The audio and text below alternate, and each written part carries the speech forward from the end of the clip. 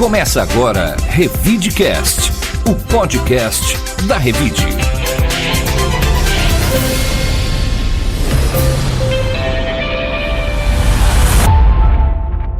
Revide. Olá, eu sou a Bel de Farias, bem-vindo ao nosso Revidecast, o podcast da Revide. Olá, eu sou o Murilo Pinheiro. Aqui você vai saber de tudo o que aconteceu de mais importante na última semana. E no Revidecast de hoje você vai ouvir: Conta de água terá aumento de 4% em fevereiro. Justiça suspende reajuste da tarifa do Vale Transporte. Operação Carnaval terá reforço de 15 mil PMs em todo o estado. Aumenta o número de casos de dengue em Ribeirão Preto. Instituto do Livro ganha mais um espaço para atividades literárias. Revide. A conta de água vai ficar 4,15% mais cara a partir deste mês em Ribeirão Preto. A Agência Reguladora do Serviço de Saneamento das Bacias dos Rios Piracicaba, Capivari e Jundiaí autorizou o reajuste. Com o aumento autorizado, a partir da previsão de gastos e em cálculos do equilíbrio financeiro das atividades e investimentos da SAERP, a tarifa mínima para os serviços residenciais para um consumo de até 10 metros cúbicos por mês passará dos atuais R$ 27,93 para R$ 29,09. Acima deste percentual, a cobrança vai variar de acordo com uma escala de consumo. Já a tarifa residencial social, um desconto de 30% para as famílias de baixa renda inscritas no Cadastro Único, passará de 13,96 para 14,53. Para outros serviços públicos, como o fornecimento temporário de água em caminhões, o reajuste dos preços será de 4,82%. Em 2022, o reajuste da tarifa de água e esgoto foi de 29,31%. Na época, a Defensoria Pública acionou a Justiça contra o reajuste, mas teve o pedido negado. Bom, mais um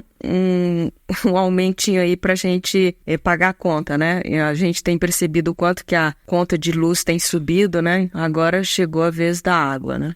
Da água, assim, a água é um bem muito valioso, né? E esse percentual é um percentual bem pequeno, 4,15%, até porque a gente voltou a ter uma inflação baixa, que ficou até um pouco acima disso, 4,67% no ano passado. Mas, de qualquer forma, né? Apesar de ser um aumento pequeno, apesar do consumo mínimo aí estar em R$ 29, é claro que esses aumentos todos esses serviços que uma pessoa precisa pagar, acaba que no final das contas elas acabam somando e acabam pesando. Mas, né, é importante que as pessoas tenham essa consciência, né, de que a água é um bem precioso e que usem da forma mais racional possível. Além de preservar, também economiza na conta.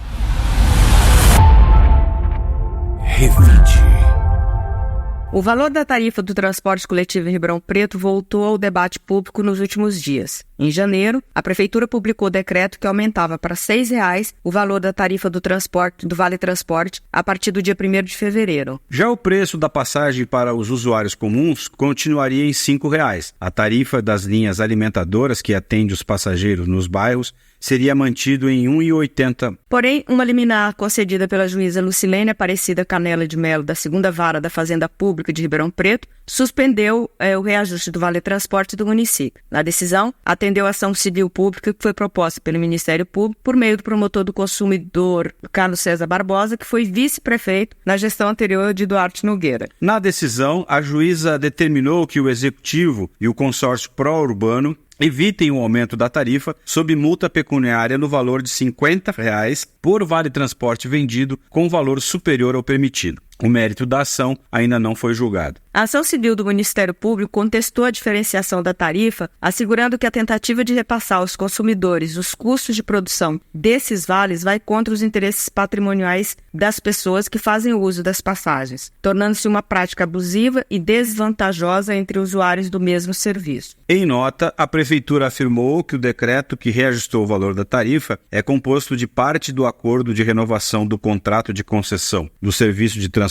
coletivo público da cidade. Ademais, aponta que os valores permitem que a Prefeitura promova a renovação da frota de ônibus. Bom, Murilo, aí é mais uma briga política do que qualquer coisa, né? A questão é o seguinte, ó, a Ribeirão tomou um rumo, né, que é um rumo tanto quanto que diferente de que outras cidades do Brasil. A primeira coisa é que a prefeitura está subsidiando o transporte, que continua valendo R$5, mas a prefeitura está completando aí um valor para chegar até R$ 8,45. Então isso já cria uma distorção, na medida que, como esse dinheiro é público, pessoas que não utilizam o transporte público estão pagando por ele na forma de subsídios que a prefeitura deu. E agora a prefeitura queria fazer mais uma diferenciação. Ela queria que quem pagasse o vale transporte tivesse o aumento, sendo que quem anda nos ônibus comuns não teria o aumento. Na verdade, esse aumento do vale transporte, de 5 para 6, ele recairia, por exemplo, nas empresas, né, que pagam metade do vale transporte para os funcionários. Ou seja, aí nós já teríamos mais duas distorções. Uma é que todo mundo está pagando mesmo sem usar. E dentro dos que estavam usando, a prefeitura manteria o preço congelado para quem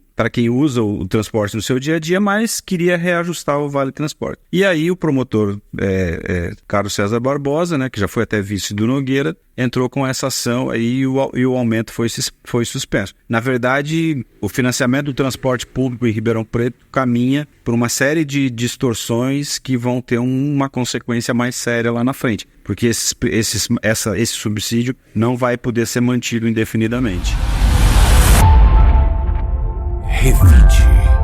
A Polícia Militar apresentou nesta semana o esquema de segurança que será empregado no Carnaval 2024. Serão mobilizados 15 mil policiais e 6 mil viaturas em todo o estado de São Paulo. As operações policiais irão mobilizar todas as unidades, como a rodoviária para garantir a segurança nos deslocamentos pelas rodovias e a PM ambiental para evitar crimes e proteger os foliões que forem passar as festas nas zonas rurais e em ranchos no interior do estado. No litoral também haverá policiamento específico, além do reforço que já existe com a Operação Verão, que está em andamento. A mobilização começa neste sábado, com o pré-carnaval, depois o efetivo ficará empenhado durante o carnaval entre os dias 5 e 16 e também no pós-carnaval nos dias 17 e 18. Uma das modalidades de policiamento será o de aproximação. Os foliões poderão contar por todo o percurso em blocos ou nas ruas, com policiais a pé circulando por locais estratégicos e de encontros públicos para fácil localização em caso de ajuda. Também haverá o policiamento à paisana. Policiais com trajes civis estarão em meio ao público para observar atitudes suspeitas e evitar crimes, avisando a Central de Operações sobre possíveis indivíduos em atitudes suspeitas. Bom, agora no dia 3, já no sábado, nós teremos o carnaval aí, né, que vai acontecer lá no estádio Califórnia. Bloco Califórnia, que vai acontecer lá no estádio do comercial. E o carnaval também, assim, é um lugar propício, né, para as pessoas que querem aplicar golpes, né? Tem aparecido muitas matérias na televisão, principalmente as pessoas precisam ficar atentas com o cartão e o celular, né? A nova modalidade agora é quando as pessoas vão passar o cartão nessas máquinas aí com pessoas desconhecidas nas ruas. O pessoal tem trocado cartão, usado máquinas falsas, máquinas com visores quebrados que digitam um valor e na verdade, a conta de um valor e o valor digitado é outro. Enfim, todas as autoridades estão alertando bastante para as pessoas ficarem atentas no carnaval. Revide.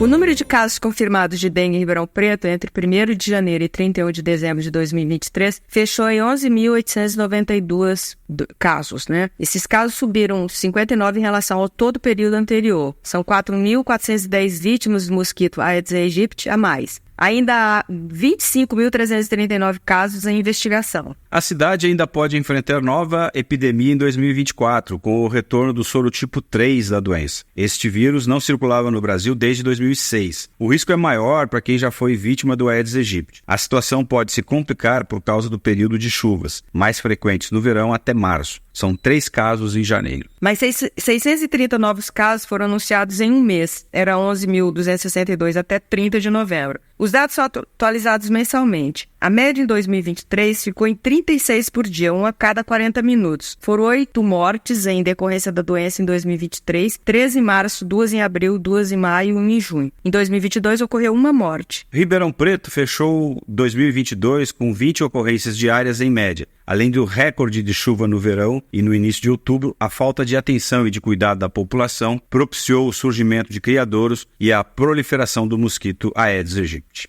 Ô Murilo, essa questão aí da dengue, ela tá colocada no Brasil inteiro, né? Isso é um problema aí que nós vamos enfrentar agora nesse verão.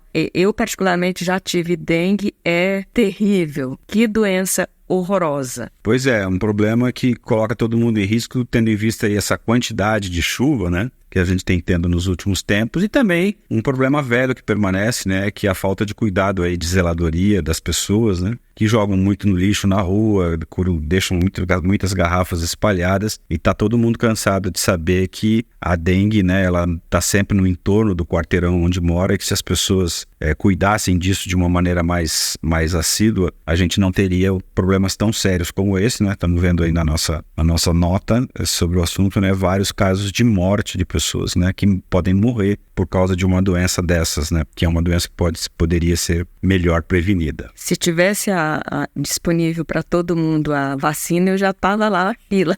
Mas a vacina ainda vai demorar um pouquinho. Revide. A Fundação Instituto do Livro de Ribeirão Preto, entidade que integra a Secretaria Municipal de Cultura e Turismo, ganhou mais um espaço para realizações de atividades ligadas à literatura. Além da sede localizada no Centro Cultural Palace, o Instituto também contará com mais um espaço cedido pelo Sindicato de Turismo e Hospitalidade de Ribeirão Preto.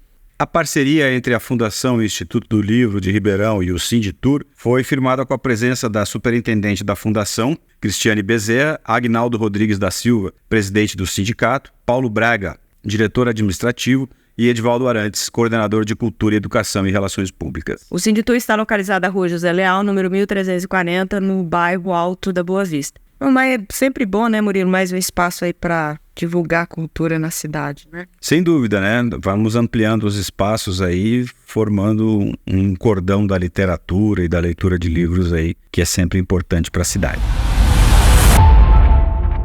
Revide.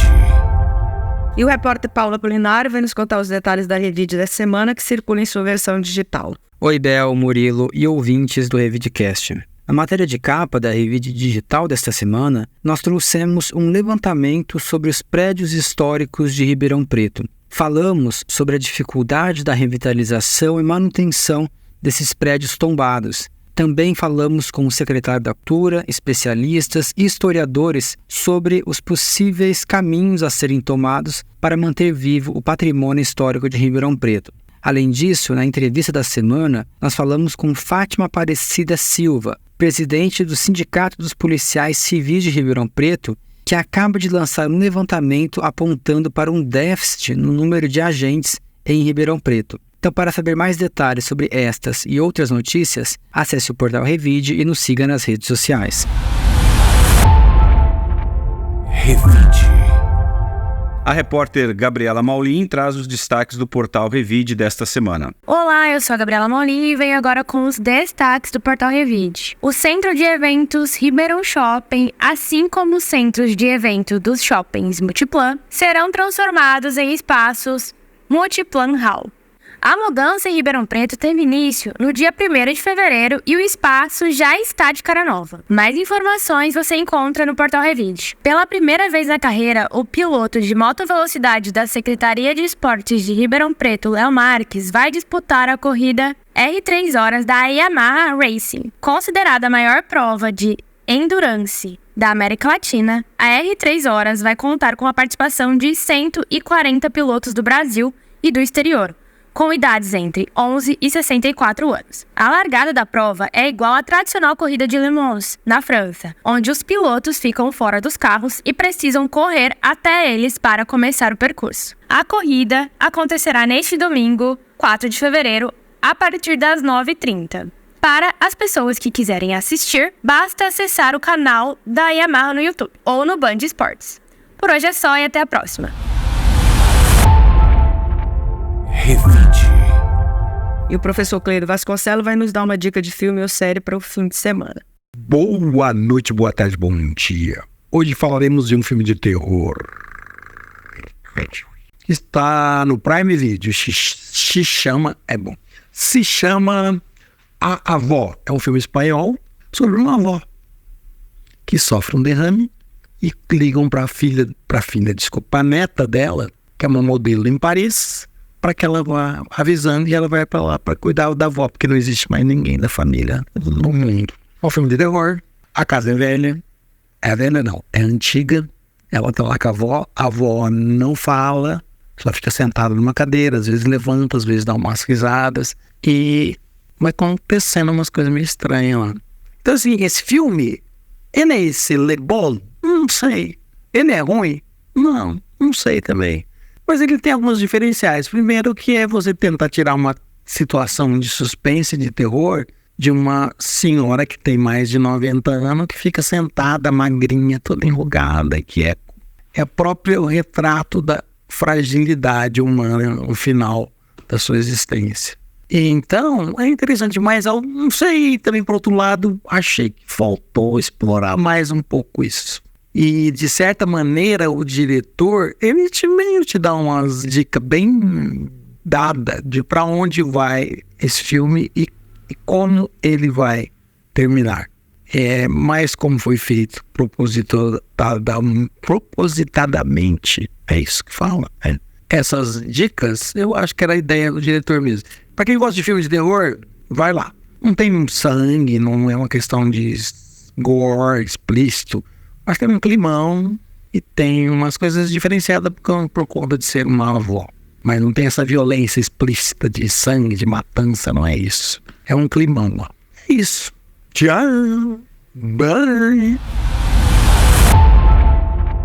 Revide.